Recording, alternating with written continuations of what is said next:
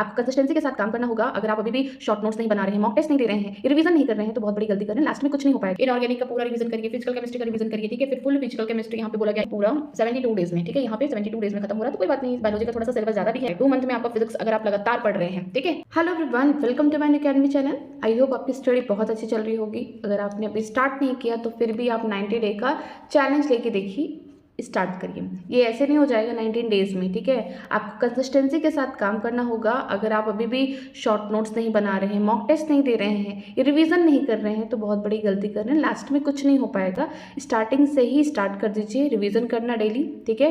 Daily नहीं कर पाते हैं तो हर 3 दिन में, 1 हफ्ते में करिए, 10 दिन में करिए, लेकिन रिवीजन करिए। जो भी आपने पहले पढ़ रखा है, करंटली जो पढ़ रहे हो उसको रिवाइज करके तो डेली जाइए ही। और साथ में मॉक टेस्ट भी दीजिए, पहले चैप्टर वाइज, पार्ट वाइज दीजिए, फिर बाद में मेजर टेस्ट दीजिए, ठीक है, पूरा फुल सिलेबस। और आपको फॉर्मूला शीट खुद का होना चाहिए ताकि आपको हर एक चैप्टर का फॉर्मूला आना चाहिए, किस तरीके से डिराइव किया गया है, कैसे क्वेश्चन पूछे गए हैं, तो आप पूरा कर सकते हैं, ठीक है। तो इस वीडियो में मैं आपको बताऊंगी किस तरीके से आप 19 डेज का स्टडी प्लान बनाते हैं और अपना सिलेबस कंप्लीट करते हैं या फिर रिवीजन करते हैं, जो भी आपको करना है, ठीक है। आप चाहें तो इस स्टडी प्लान में खुद से मॉडिफिकेशन भी कर सकते हैं, नहीं तो इसे भी फॉलो कर सकते हैं, कोई प्रॉब्लम नहीं है, ठीक है। जो लोग नीट 2026 के लिए प्रिपेयर कर रहे हैं, आपके पास 90 डे का एक स्टडी प्लान ऐसा होना चाहिए जिससे आप कंसिस्टेंसी के साथ फॉलो करें और डेली फॉलो करें। कोई एक्सक्यूजेस नहीं चलेगा, कोई एक भी रीज़न नहीं चलेगा कि क्यों नहीं आज हुआ, ठीक है। डेली करना आपको। जैसे कि नीट 2026 में अभी अप्रॉक्स 120 डेज बचे हुए हैं, लेकिन उसमें से भी आप 90 डे का ही बनाइए। 120 डे के बारे में मत सोचिए, लास्ट में कुछ नहीं पढ़ा जाता, बस रिवीजन होता है और टेंशन होता है, तो ऐसा कुछ नहीं पैनिक होना। लास्ट में आपको पहले ही सिलेबस कंप्लीट कर लेना है, लेकिन साथ में मॉक टेस्ट जरूर देना है और उसे एनालिसिस भी करना है, क्योंकि विदाउट एनालिसिस आपको ये नहीं पता चलेगा कि आपकी गलती कहाँ है, आप किस चीज़ को भूल रहे हैं, कौन सा आपका वीकर पार्ट है, ठीक है। तो आपको डेली स्टडी अप्रॉक्स 10 से 15 घंटा करना चाहिए, ठीक है। यहाँ पे 10 आवर्स लिखा है, लेकिन आप उसको और बढ़ा सकते हैं। अगर आप बिगिनर हैं तो कम से कम 8 से 10 घंटा डेली पढ़ने की कोशिश करिए, ठीक है। अगर मैं प्लान बताऊं तो पहले आपको पूरा अपना सिलेबस कंप्लीट कर लेना है 3 बार। इस समय 90 डे में 3 बार रिवीजन करना है और प्लस मॉक टेस्ट देना है, ठीक है। रिवीजन नहीं हो पा रहा है 90 डे में तो पहले अपना फुल सिलेबस कंप्लीट कर लीजिए और मॉक टेस्ट दीजिए, एनालिसिस करिए। बाकी के 1 महीने बचे हुए हैं तो आप उसमें रिवीजन जितना चाहे उतना कर सकते हैं, ठीक है। बायोलॉजी की बात करते हैं तो डेली आप 4 to 5 आवर दीजिए, ठीक है। केमिस्ट्री की बात करते हैं 3 to 4 आवर दीजिए और फिजिक्स की बात करते हैं 3 to 4 आवर्स दीजिए, ठीक है। वीकली रूटीन आपका क्या होना चाहिए, आपको हफ्ते में कैसे काम करना चाहिए। आपको डेली तो पता है कि आपको 10 घंटे पढ़ने हैं, 15 घंटे पढ़ने हैं, आपको फिजिक्स केमिस्ट्री बायोलॉजी पढ़ना है, तो आपको ऐसे सोचना चाहिए कि वीकली रूटीन आप खुद से अपना बनाएं, ठीक है। वीकली रूटीन में ऐसा होना चाहिए कि मंडे टू सैटरडे जैसा कि एज मैं शेड्यूल लेके आई हूँ उसके अकॉर्डिंग, या फिर आप उसमें कुछ मॉडिफिकेशन करके अपने अकॉर्डिंग भी कर सकते हैं, ठीक है। संडे को आप क्या करिए, फुल या हाफ सिलेबस टेस्ट दीजिए, जो भी आपका है सिलेबस, ठीक है, उसको आप टेस्ट दीजिए, रेस्ट करिए, साथ में एनालिसिस करिए। अगर टाइम मिले तो रिवीजन भी कर सकते हैं संडे को, ठीक है।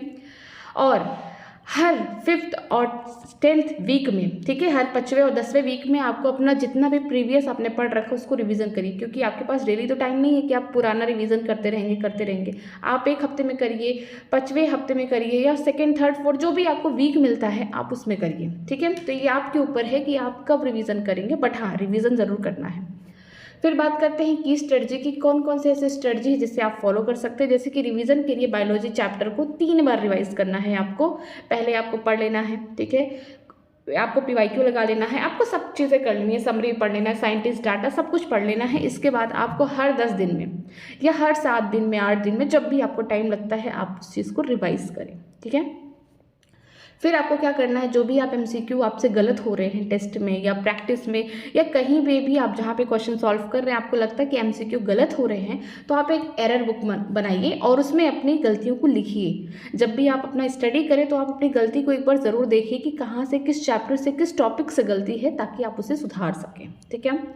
फोकस करना आपको NCERT की लाइंस पे, NCERT के कॉन्सेप्ट पे। अगर बात करते हैं PYQ, वेरी इंपॉर्टेंट है। आप जो भी चैप्टर पढ़ रहे हैं आप क्या करिए, पहले NCERT पढ़िए उसमें, ठीक है, समरी पढ़िए, साथ में ये भी देखिए कि PYQ कहाँ, किस टॉपिक से आया है, ठीक है। जितने भी PYQ आ चुके हैं प्रीवियस ईयर क्वेश्चन, आप उसको देखिए किस चैप्टर के किस टॉपिक से कहाँ से पूछा जा रहा है, उस टॉपिक को देखिए, उससे रिलेटेड जो भी टॉपिक है उसके आसपास उसको पढ़िए।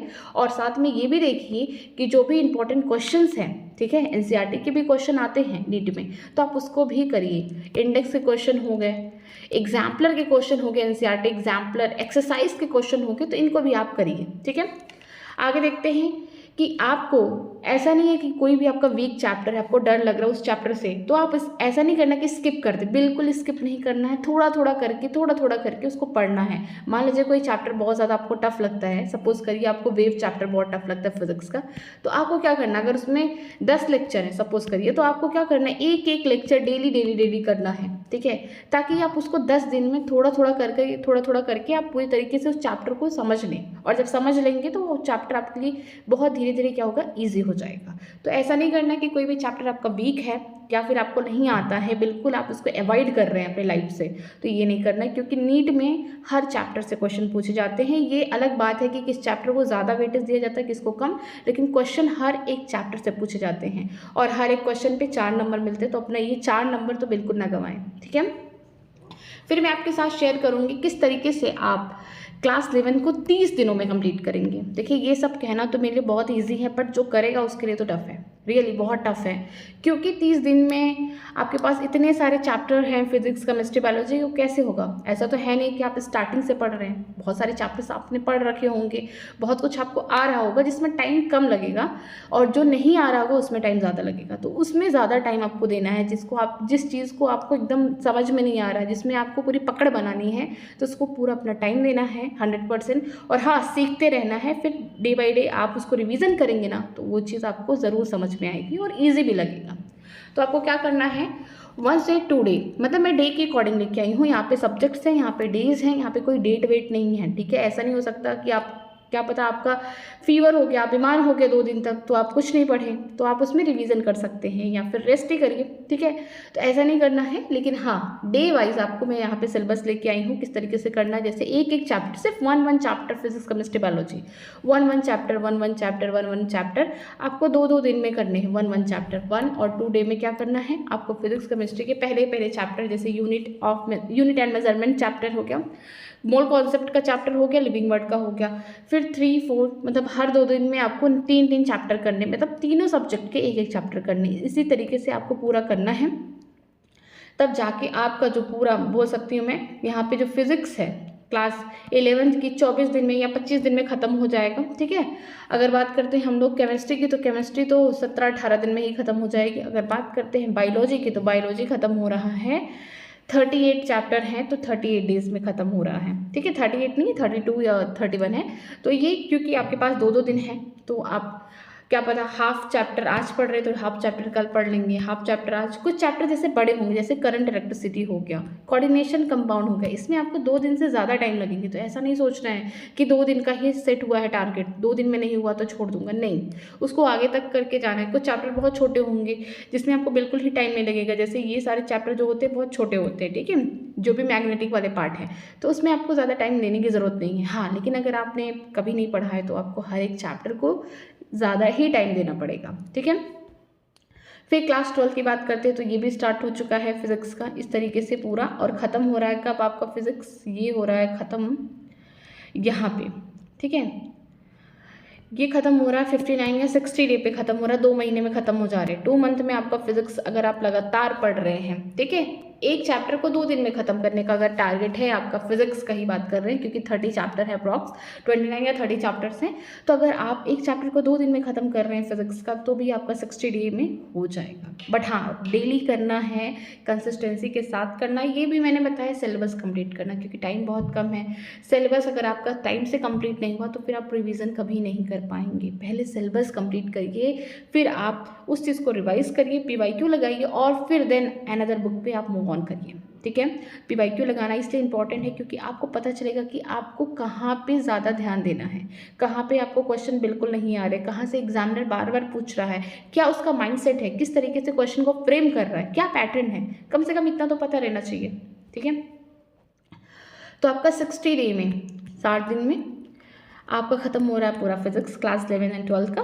बट ऐसा इम्पॉसिबल है, बट हाँ 60 डे में नहीं तो 70 डे में तो ख़त्म हो जाएगा। अगर कंसिस्टेंसी के साथ काम करेंगे बिल्कुल हो जाएगा, ठीक है। अगर हम बात करते हैं केमिस्ट्री की, तो केमिस्ट्री खत्म हो जा रहा 42 डेज़ में, ठीक है। 42 डेज़ में पूरा खत्म हो जा रहा है। ये सब तो ये रिवीजन है, ठीक है, कि आपको ऑर्गेनिक का रिवीजन करना है, ऑर्गेनिक 2 रिवीजन, ऑर्गेनिक 3, मतलब कि आपको ऑर्गेनिक के जैसे चैप्टर से मान लीजिए 7-8, तो आपको 2 चैप्टर 3 चैप्टर इस तरीके से आपको छोटे छोटे चैप्टर्स में अपने आप को डिवाइड करके अपने आप को टारगेट्स देने हैं। इनऑर्गेनिक का पूरा रिवीजन करिए, फिजिकल केमिस्ट्री का रिवीजन करिए, ठीक है। फिर फुल फिजिकल केमिस्ट्री यहाँ पे बोला गया, इनऑर्गेनिक का मिक्स, ठीक है, फुल ऑर्गेनिक। जैसा कि पूरा बताया गया कि अगर आपका सिलेबस कंप्लीट हो जाएगा तो आपके पास सफिशिएंट टाइम होगा कि आप अपनी चीज़ों को रिवाइज कर सकते हैं, ठीक है। अगर हम लोग बात करते हैं बायोलॉजी का, तो बायोलॉजी ख़त्म हो रहा है कब? ये ख़त्म हो रहा है पूरा 72 डेज़ में, ठीक है। यहाँ पे 72 डेज़ में ख़त्म हो रहा है, तो कोई बात नहीं, बायोलॉजी का थोड़ा सा सिलेबस ज़्यादा भी है और हाँ 360 मार्क्स का अकेले होता है, तो आपको इसको भी क्या करना है, रिवाइज करते रहना है। ऐसा नहीं है कि आपने जो चैप्टर पढ़ लिया वो आ रहा है तो मतलब आ रहा है, ऐसा नहीं करना, आपको रिवीजन करना। तभी यहाँ पे लिखा गया है कि प्लांट फिजियोलॉजी की समरी का मतलब रिवीजन करना है, पूरा आपको समरी के साथ रिवीजन करना है, ठीक है। यहाँ पे मॉक टेस्ट दिया गया है, ठीक है, इस तरीके से करना है। एनसीईआरटी लाइन बाई लाइन आपको देखना है। साथ में अगर हम बात करते हैं केमिस्ट्री की, तो केमिस्ट्री में भी आपको क्या करना है, जब आपका क्लास 12 कंप्लीट हो जाएगा तो पूरा कंप्लीट यहाँ पे केमिस्ट्री आपको खुद से पढ़ लेना है, ठीक है, मॉक टेस्ट देना है और उसमें देखना है कि आपको कौन कौन से चैप्टर में वीकनेस है। अभी लगता है कि आपको फिर से पढ़ना पड़ेगा, ठीक है। आप फॉर्मूला शीट बनाइए, जो भी रिएक्शन है, जो भी रिएजेंट है, नेम ऑफ रिएक्शन का आप खुद से एक नोट्स बनाइए ताकि आपके लिए बहुत ईजी हो सके, ठीक है। अगर हम बात करते हैं फिजिक्स में, तो फिजिक्स का भी चैप्टर खत्म हो जा रहा है 80 डेज़ में, ठीक है। यहाँ पे 80 उससे पहले ही खत्म हो गया, यहाँ पे ये खत्म हो गया 60 डेज़ में। बट हाँ, अगर आप रिवीजन के साथ देखेंगे तो आपका पूरा 82 डेज़ में खत्म हो जा रहा है, ठीक है। यहाँ पे आपको 20 डेज़ एक्स्ट्रा लग रहे हैं विथ रिवीजन।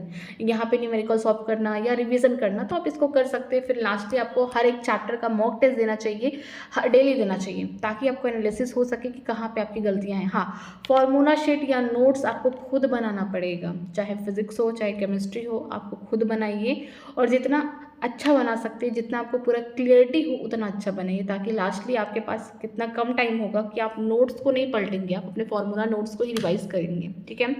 तो ये सारी चीज़ें आप करिए। अगर ऐसा लगता है कि ये सारी चीज़ें इम्पॉसिबल हैं, तो कोई इन चीज़ इम्पॉसिबल नहीं है जब तक आप करते नहीं हैं, ठीक है। तो आपको स्टार्ट तो एटलीस्ट कर देना चाहिए। क्या होता है क्या नहीं ये किसी को नहीं पता है, लेकिन हाँ शुरुआत करिए, अंत भी अच्छा होगा। ये नहीं सोचना है कितने सारा सिलेबस है तो कैसे होगा, लेकिन अगर आप करेंगे नहीं तो कभी नहीं होगा। लेकिन आप करेंगे तो बहुत सारी चीज़ें आप खुद ही देखेंगे कि आपको जो चीज़ें नहीं आती थी अब उनमें बहुत सारी चीज़ें आपको समझ में आ गई है, वो सारी चीज़ें आपसे सॉल्व आउट हो रही हैं। तो ऐसा नहीं करना है, आपको स्टार्ट कर देना है। और हाँ, मॉक टेस्ट को ज़रूर हर संडे, एवरी संडे, ठीक है, वीक में 1 डे आप अपना बना लीजिए। एवरी संडे आपको 2 से 5 बैठना है। ये टाइम आपके लिए बहुत ज़्यादा क्रूशियल होगा क्योंकि इसी टाइम पे आपका एग्जाम होगा और इसी डे पे होगा संडे। तो अपने आप को मेंटली एकदम प्रिपेयर कर लीजिए। संडे मतलब आपका एग्ज़ाम डे है, ना कि घूमने वाला डे, ठीक है। तो आपको ये सारी चीज़ें करनी है। अगर आपको फर्दर कोई डाउट है, ठीक है, तो आप मुझसे पूछ सकते हैं, मैं उसमें कमेंट में रिप्लाई भी कर दूंगी। और हाँ, अगर आप चाहते हैं किसी और टॉपिक पे वीडियो बनाना तो आप मुझे भेज सकते हैं, मैं उस पर बना दूंगी।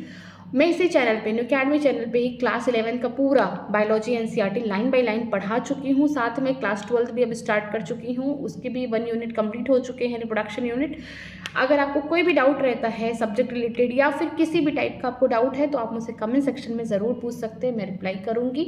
बाकी आप पढ़ाई करते रहिए। All the very best and thank you so much.